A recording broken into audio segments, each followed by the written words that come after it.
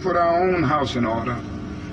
We force young black men and young white men to fight and kill in brutal solidarity.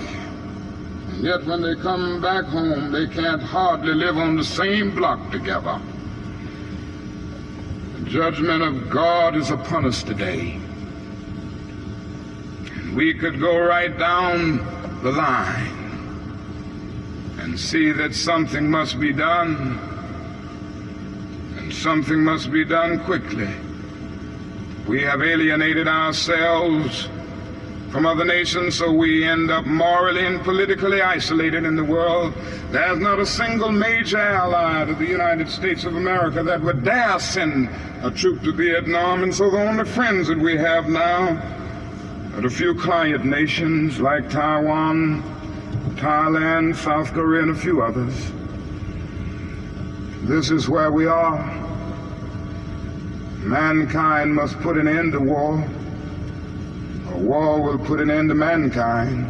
And the best way to start is to put an end to the war in Vietnam, because if it continues, we will inevitably come to the point of confronting China, which could lead the whole world to nuclear annihilation. It is no longer the choice, my friends, between violence and nonviolence. It is either nonviolence or non-existence, and the alternative to disarmament, the alternative to a greater suspension of nuclear tests, the alternative to strengthening the United Nations and thereby disarming the whole world, may well be a civilization plunged into the abyss of annihilation, and our earthly habitat will be transformed into an inferno that even the mind of Dante could not imagine. This is why I felt the need of raising my voice against that war and working wherever I can to arouse the conscience of our nation on it.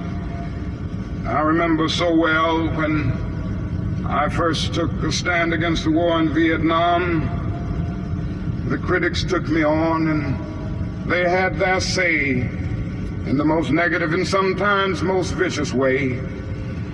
One day a newsman came to me and said, "Dr. King, don't you think you're going to have to stop now opposing the war and move more in line with the administration's policy?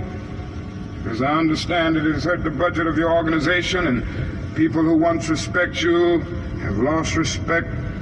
People who once respected you have lost respect for you. Don't you feel that you've really got to change your position?" I looked at him and I had to say, "Sir, I'm sorry, you don't know me. I'm not a consensus leader. I do not determine what is right and wrong by looking at the budget of the Southern Christian Leadership Conference, or by taking a sort of Gallup poll of the majority opinion. Ultimately, a genuine leader is not a searcher for consensus, but a mold of consensus. On some positions,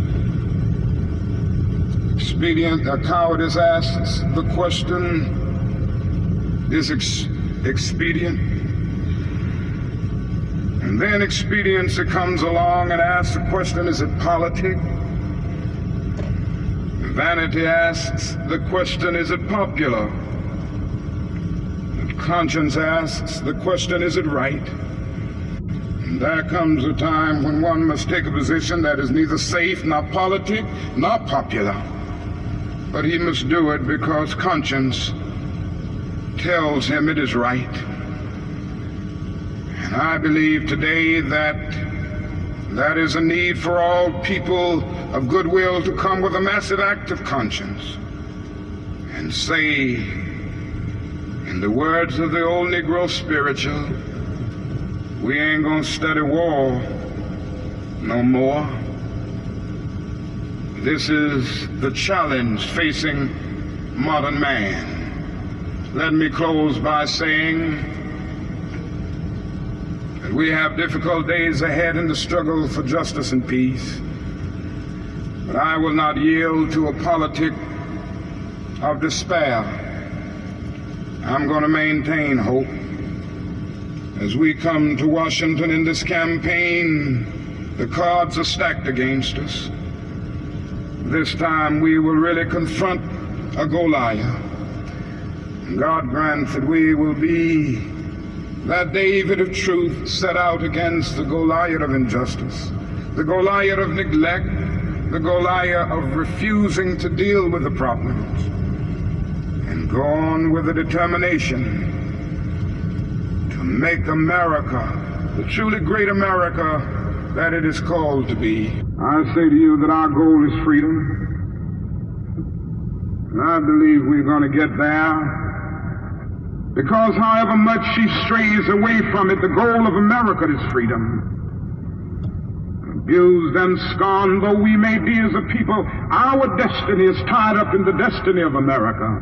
Before the Pilgrim Fathers landed at Plymouth, we were here. Before Jefferson etched across the pages of history the majestic words of the Declaration of Independence, we were here. Before the beautiful words of the Star-Spangled Banner were written, we were here. For more than 2 centuries, our forebears labored here without wages. They made cotton king, and they built the homes of their masters in the midst of the most humiliating and oppressive conditions. And yet out of a bottomless vitality, they continued to grow and develop. If the inexpressible cruelties of slavery couldn't stop us, the opposition that we now face will surely fail. We're going to win our freedom because both the sacred heritage of our nation and the eternal will of the Almighty God are embodied in our echoing demand. And so however dark it is, however deep the angry feelings are and the violent explosions are, I can still sing, we shall overcome. We shall overcome because the arc of the moral universe is long, but it bends toward justice. We shall overcome because Carlyle is right. No lie can live forever. We shall overcome because William Cullen Bryant is right. Truth-crushed earth will rise again. We shall overcome because James Russell Lowell is right, as we were singing earlier today. Truth forever on the scaffold, wrong forever on the throne. Yet that scaffold sways the future, and behind the dim unknown standeth God within the shadow, keeping watch above his own. With this faith, we will be able to hew out of the mountain of despair a stone of hope. With this faith, we will be able to transform the jangling discords of our nation into a beautiful symphony of brotherhood. Thank God for John, who centuries ago out on a lonely, obscure island called Patmos caught vision of the New Jerusalem descending out of heaven from God, and who heard a voice saying, "Behold, I make all things new. Former things are passed away." God grant that we will be participants in this newness and this magnificent development. If we will but do it, we will bring about a new day of justice and brotherhood and peace. And that day the morning stars will sing together, and the sons of God will shout for joy. Goes in on the wheels of inevitability. It comes through the tireless efforts and the persistent work of dedicated individuals who are willing to be co-workers with God. And without this hard work, time itself becomes an ally of the primitive forces of social stagnation. So we must help time and realize that the time is always right to do right. Now that is another myth that still gets around. It is a kind of over-reliance on the bootstrap philosophy. And there are those who still feel that if the Negro is to rise out of poverty, if the Negro is to rise out of slum conditions, if he is to rise out of discrimination and segregation, he must do it all by himself. And so they say the Negro must lift himself by his own bootstraps. they never stop to realize that no other ethnic group has been a slave on American soil. The people who say this never stop to realize that the nation made the black man's color a stigma. But beyond this, they never stop to realize the debt that they owe a people who were kept in slavery 244 years.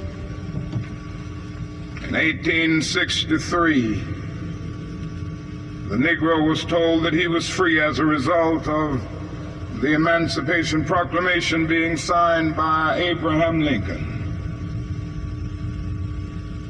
But he was not given any land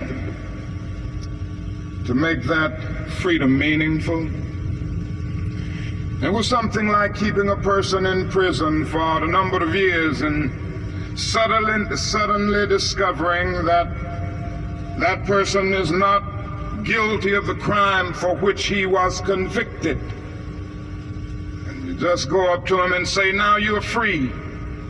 But you don't give him any bus fare to get to town. You don't give him any money to get some clothes to put on his back or to get on his feet again in life. Every code of jurisprudence would rise up against this.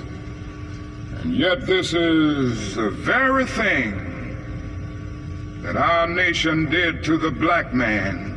It simply said you're free, and it left him there penniless, illiterate, not knowing what to do. And the irony of it all is that at the same time that the nation failed to do anything for the black man, through an act of Congress, it was giving away millions of acres of land in the West and the Midwest, which meant that it was willing to undergird its white peasants from Europe with an economic floor. But not only did it give the land, it built land-grant colleges to teach them how to farm. Not only that, it provided county agents to further their expertise in farming. Not only that, as the years unfolded, it provided low interest rates so that they could mechanize their farms. And to this day, thousands of these very persons are receiving millions of dollars in federal subsidies every year not to farm. And these are so often the very people who tell Negroes that they must lift themselves